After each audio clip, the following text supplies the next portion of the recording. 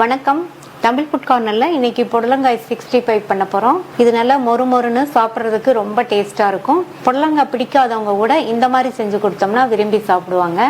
இது எல்லா வகை சாதத்துக்கும் சூப்பரான சைட் டிஷ். வாங்க எப்படி பண்றதுன்னு பார்க்கலாம். இது வரைக்கும் தமிழ் ஃபுட் கார்னர் சேனலை சப்ஸ்கிரைப் பண்ணாதவங்க சப்ஸ்கிரைப் பண்ணிக்கோங்க. 1/4 கிலோ புடலங்காய் எடுத்து வச்சிருக்கேன். இந்த புடலங்காயை மேல் தோலை அந்த வெள்ளை பகுதி இருக்கும் இல்லையா, அதை லைட்டா இந்த மாதிரி சீவி எடுத்துடலாம்.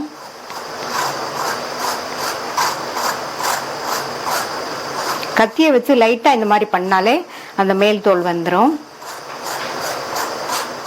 மேல் தோலை சீவிட்டு வாஷ் பண்ணி நல்லா தொடச்சி எடுத்து வச்சிருக்கேன். இப்போ இதை ரவுண்ட் பீசஸா கட் பண்ணணும். 2 சைடும் நுனி பகுதியை இந்த மாதிரி கட் பண்ணிட்டு ஃபர்ஸ்ட் நம்ம புடலங்கால உள்ள விதைகளை எடுக்கணும். இந்த மாதிரி கட் பண்ணிட்டு ஒரு கத்தியை வச்சு இந்த மாதிரி ரவுண்டா எடுத்துட்டாலே உள்ள விதைகள் வந்துடும்.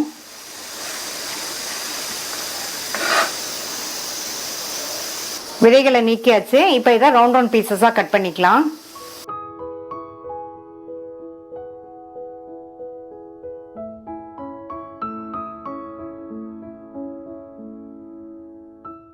எல்லாத்தையும் கட் பண்ணியாச்சு.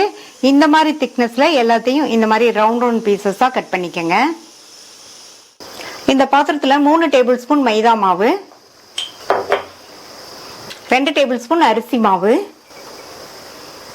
1 டேபிள் ஸ்பூன் சோள மாவு, 2 டீஸ்பூன் தனி மிளகாத்தூள் சேர்க்கிறேன், 1 டீஸ்பூன் கொத்தமல்லி தூள், 1/4 டீஸ்பூன் மிளகுத்தூள், 1/4 டீஸ்பூன் சீரகத்தூள், 1/4 டீஸ்பூன்ல பாதி மஞ்சள் தூள், 1 டீஸ்பூன் இஞ்சி பூண்டு விழுது, இதுக்கு தேவையான அளவு உப்பு, அப்புறமா 1 டீஸ்பூன் இருக்கிற அளவுக்கு லெமன் ஜூஸ் பிழிஞ்சுக்கலாம்.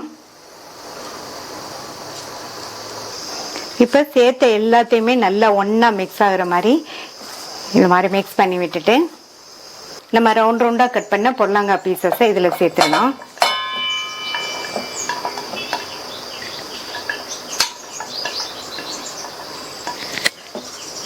இந்த புடலங்காய் பீசஸ் நம்ம சேர்த்த அந்த மசாலால நல்லா எல்லா பீசஸும் ஒன்றா மிக்ஸ் ஆகுற மாதிரி நல்லா இந்த மாதிரி கலந்து விட்டுருங்க.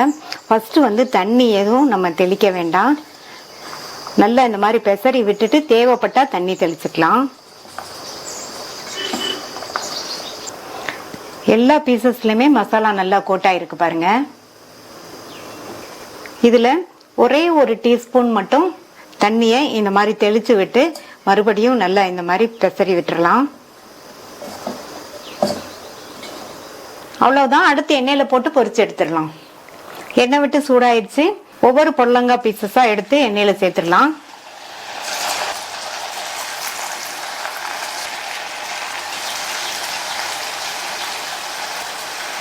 ஸ்டவ்வை மீடியம் ஃப்ளேம்ல வச்சுட்டு கொஞ்ச நேரம் கழிச்சு திருப்பி விட்டுக்கலாம். இப்போ 1 நிமிஷம் கிட்ட ஆச்சு. திருப்பி விட்டுக்கலாம். நல்லா இந்த மாதிரி திருப்பி விட்டு நல்லா ஃப்ரை ஆனதுக்கு அப்புறமா எடுத்துக்கலாம்.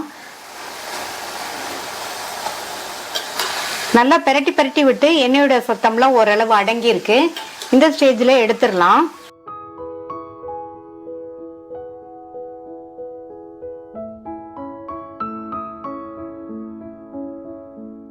நல்லா மொறுன்னு சுவையான புடலங்காய் 65 ரெடி ஆயிடுச்சு. மீதி உள்ளதையும் போட்டு எடுத்துடலாம்.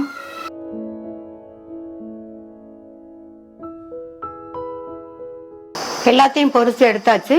கடைசியா ஸ்டவ் ஆஃப் பண்ணிட்டு இந்த சூடான எண்ணெயில கொஞ்சமா கருவேப்பிலை இலைகளை சேர்த்து எண்ணெயிலேயே வறுத்துடலாம்.